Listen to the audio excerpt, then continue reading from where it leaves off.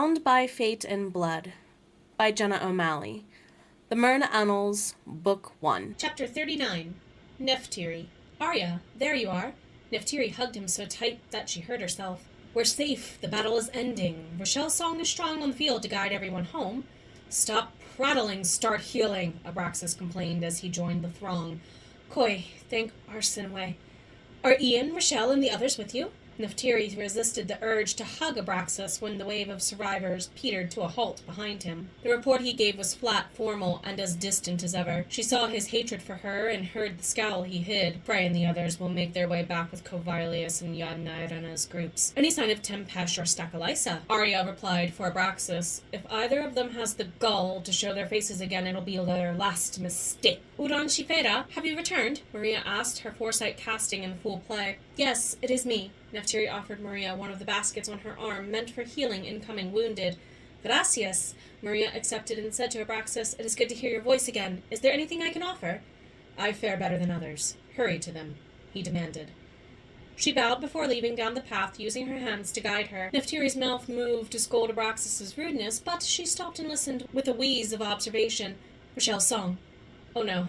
Where are Ian and the others? Did Bjorn arrive back with them? I no longer hear her. Arya's hand landed on Neftiri's shoulder. Ian was given orders about telling Shakespeare to find Shelley. Bjorn never tamed him! Alarm stole Neftiri's complexion. And never will until he is ready, Arya agreed. Neftiri shoved the Fae's hand away, and the leash on her temper severed. I swear, Arya, if even one of them doesn't come back, I will beat the ever-living sunshine out of you. You promised me you would protect my turnlings and their friends or king. Has that fell dead to you now, too? A shout from the Grand Hall cut her short, and Frey's command for people to move out of the way pounded into their ears. Shakespeare rounded them into the gardens and down the steps in a few bounds.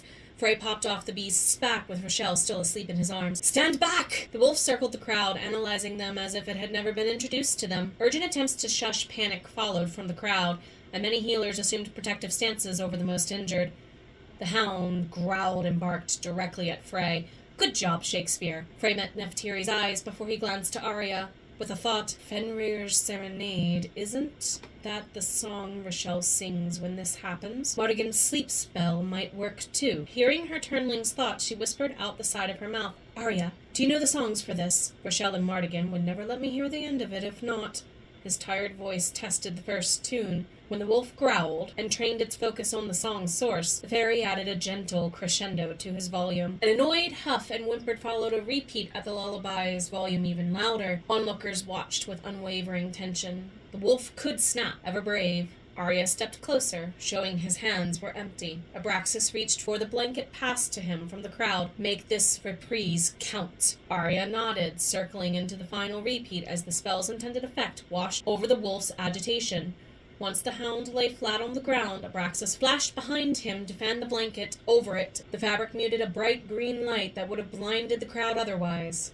Arya went to the wolf, scrambling to be free, and a collective sigh rippled through the air. Where is she? Bjorn's voice boomed. Whoa there! Arya wrapped the blanket around Bjorn's tense shoulders. He brought her back, and you have returned to us as well. Neftiri raced to Frey, meeting Maria next to him as they eased Rochelle into a mobile cot. He explained, Shakespeare needs to learn the meaning of not giving anyone windburn. Bjorn's anger narrowed on Frey. If it eats you for calling it that, I am not responsible. You say the same threat every time he sees me, and he has yet to hold through. Neftiri asked, Turnling, where are the Sunwalkers? They were safe when Shakespeare jaunted off for here like a hellhound from the river Styx. Bovary is safe, Ian is exhausted, but they'll make sure to take care of each other. I think Bovary feels like he owes the humans something, and since when have I never held true on paying a debt?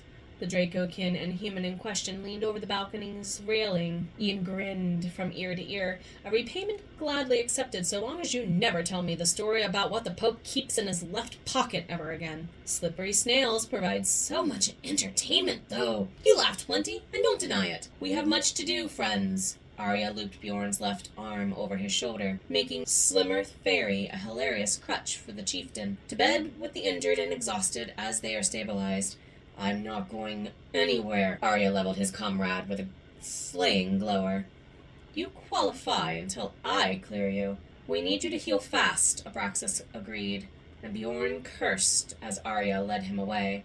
Everyone else See Malice if you have questions about your duties, and those scouting the grounds with Shife Yanairana should prepare. Abraxas, please make it known nobody leaves without approval from an elder. Neftiri amplified her voice.